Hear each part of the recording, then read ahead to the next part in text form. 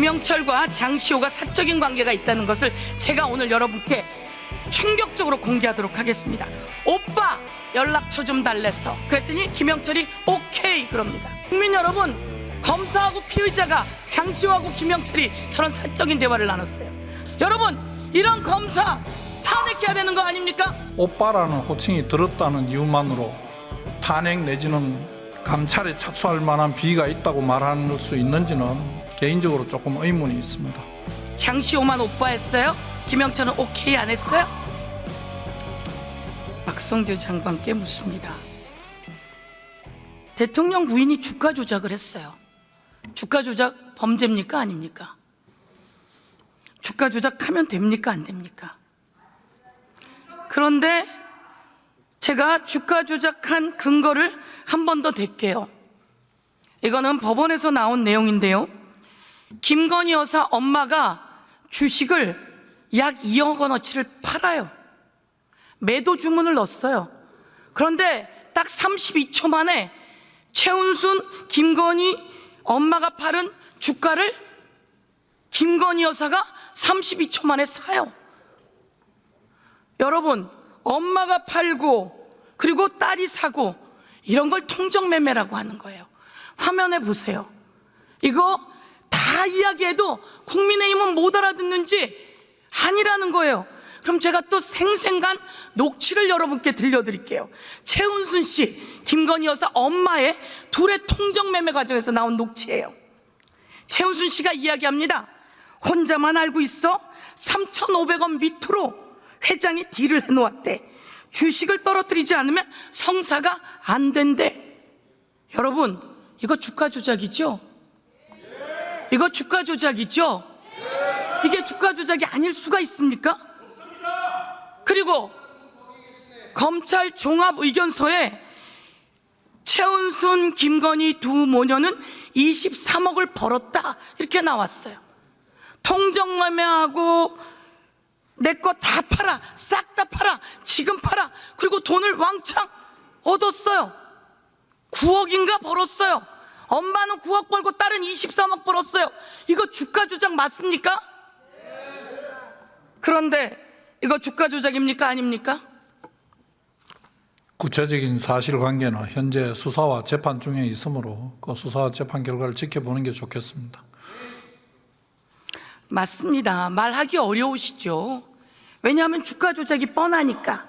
자, 그 다음에 또 질문을 할게요. 그러면 디올백 관련해서도 그렇고 검찰이 김건희 여사를 부르지를 못해요. 쳐다도 못 봐요. 그러다가 불렀어요. 그것도 김건희 여사가 원하는 곳으로. 그리고 거기에 핸드폰도 반납하고 나를 수사해라 이렇게 이야기했어요. 우리 법무부 장관님, 검사 오래 하셨을 텐데 그런 수사해 본 적 있어요? 저는 개인적으로 경호가 문제되는 사건을 수사해 본 경험은 없습니다. 하지만 경호와 보안, 비공개라는 점이 문제가 됐을 때에 그 수사 방법과 절차는 그 수사 준칙과 형사 공보에 관한 규정 등을 따라서 원칙대로 협의해서 하는 것으로 알고 있으며, 예, 그러긴 해도 핸드폰까지 반납하고 가서 조사했다. 자존심 상하죠? 검사가 가서 조사하고 수사하러 가면서 핸드폰을 내놓으라 그랬다. 그러면서 이 핸드폰은 원격 장치로 폭발할 수가 있어서 그래라고 하는 그 변호사 얘기를 들으면서 자존심 상했어요? 자존심 상하죠? 그 부분이 경호 문제라면 제가 언급하기에 적절하지 않은 것으로 생각합니다.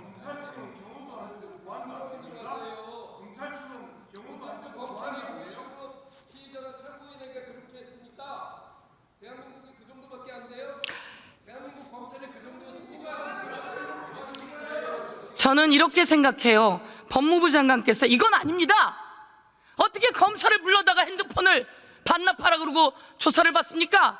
아무리 대통령 부인이라도 그래서는 안 됩니다 라고 해주셔야 법무부 장관답다고 생각하고요.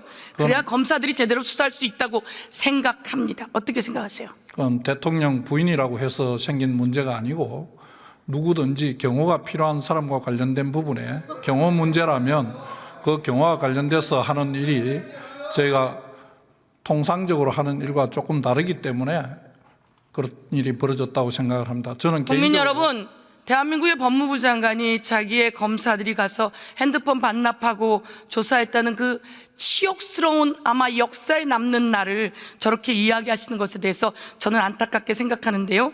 검사들도 보고 판단하실 겁니다. 그리고 그런 말 하는 법무부 장관은 얼마나 속이 타시겠습니까? 그런데 이 김건희 여사가 문제예요. 주가 조작, 디올백, 전당대회 개입, 그리고 이번엔 총선 개입까지.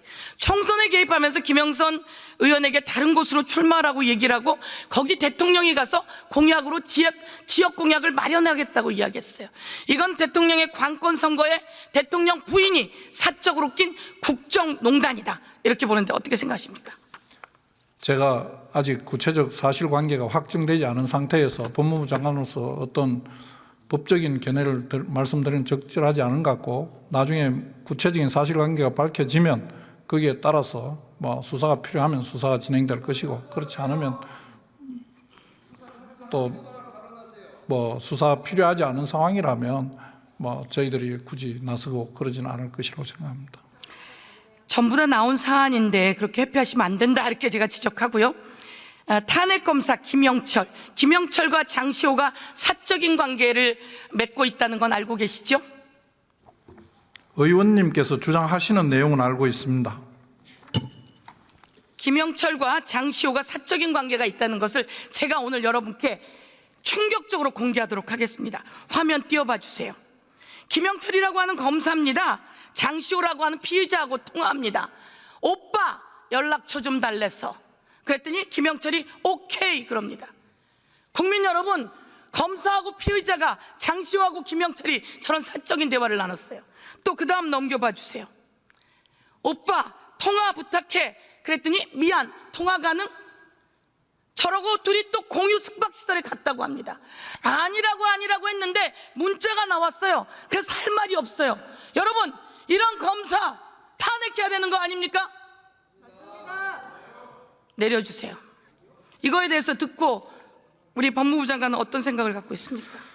당사자 한쪽에서 일방적으로 보낸 문자 메시지 속에 오빠라는 호칭이 들었다는 이유만으로 탄핵 내지는 감찰에 착수할 만한 비위가 있다고 말할 수 있는지는 개인적으로 조금 의문이 있습니다.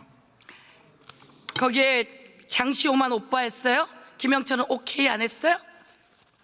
상대가 보낸 문자에 지적을 하지 않았다고 해서 그 뭐 사적인 관계가 어떻다 뭐 어쩌다 하는 표현을 인정하기는 적절하지 않은 것 같습니다.